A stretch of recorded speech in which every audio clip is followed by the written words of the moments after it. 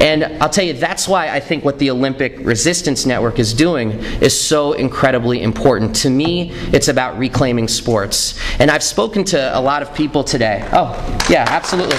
And I was at Simon Fraser University today, and a lot of people did ask me this question about, will people say about us that we're anti-sport? What do we say about that? And I'll tell you what I said then, I'll say it now. The IOC is anti-sport. The IOC is taking billions of dollars that are getting sucked away from physical education programs in Vancouver and the surrounding areas. It's taking billions of dollars away from high school sports. So it is, in practice, preventing young people from playing sports. And it is sending a message that says, some people, the Olympians, get to play, and the rest of you get to watch. And that is about privileging sports, not reclaiming sports. So the IOC is absolutely anti-sports. And I'll tell you something else about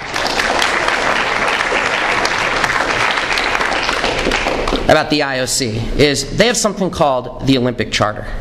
And if you've never read the Olympic Charter, you should read the Olympic Charter.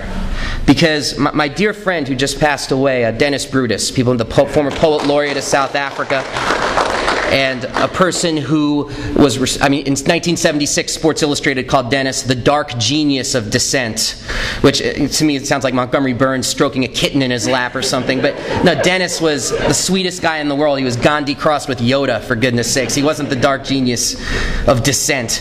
But what Dennis did was, for decades, whether he was in exile, whether he was in Robben Island prison, whether he was on the run from police, whether he was being shot in the stomach, whatever, he had the same argument that he stubbornly adhered to for decades, which was, how can the Olympic Charter say it's about peace and it's about bringing people together and yet kowtow to apartheid nations? How can it say those things at the same time? And he pounded that argument home over and over and over again.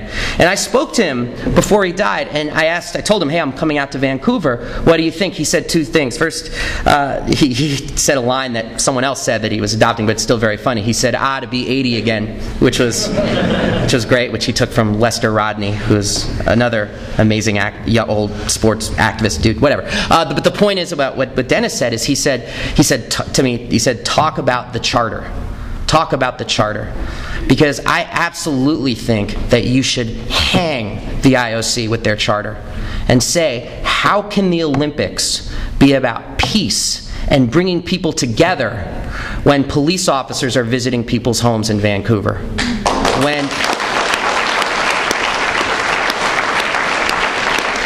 When they are creating these Orwellian concepts like free speech zones. Well, whatever the hell that means, for God's sakes. Every zone is a free speech zone, for God's sakes. Or this isn't a free society. And how can they say that the Olympics is about community? Because this is all in the Charter. How can they say that when people are being kicked out of their homes? Thank you.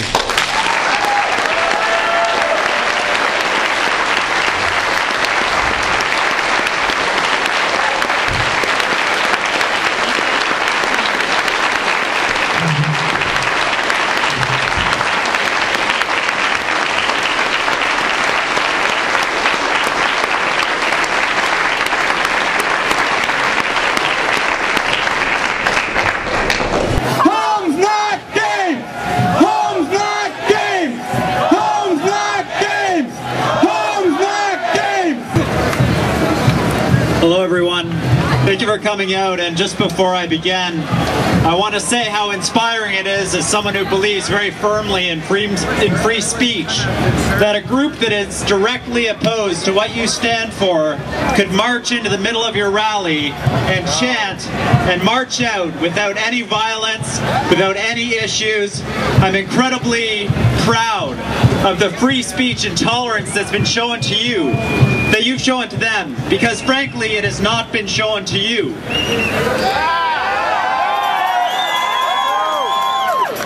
The people who have spoken out against the Olympic Games have been visited at their homes, at their places of work, by the police.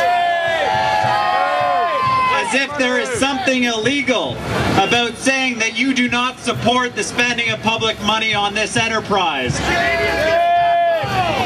This is your free speech right, and the police should not be making it illegal. The police should not be preparing for this rally by buying secretly military-grade crowd control equipment.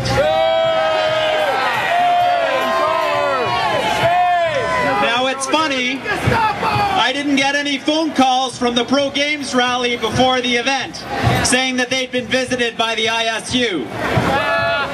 I didn't get any phone calls from the Pro Games event saying that they needed legal observers because they feared for their safety, that tear gas would be used on them. And I think that indicates the difference between how your message has been treated and how their message has been treated by the city, by the province, by the federal government, and by the police, and I think that is a shame and an embarrassment in a free country.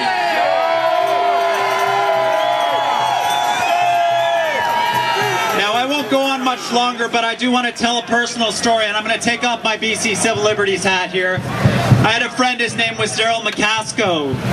He was a personal friend of mine, and 2 years ago in the winter, he tried to get into a shelter with his partner. He was a homeless man. His partner was homeless as well. And he was turned away because the shelter was full. In fact, more than 20,000 times that year, people were turned away from emergency shelters.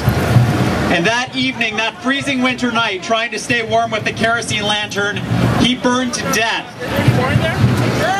There are decisions that have been made in terms of how money is allocated in this province. And my friend died because of those decisions. And I stand before you today to say that that is not right. And I am very opposed to that. That people have a right to shelter. My friend Daryl had a right to shelter. And that is a priority before a party for me personally.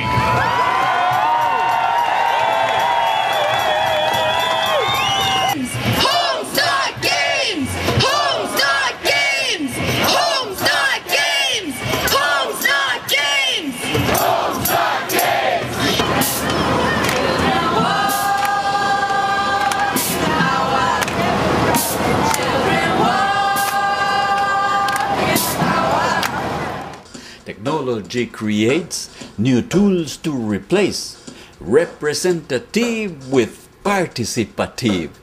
What is that? What it means direct democracy.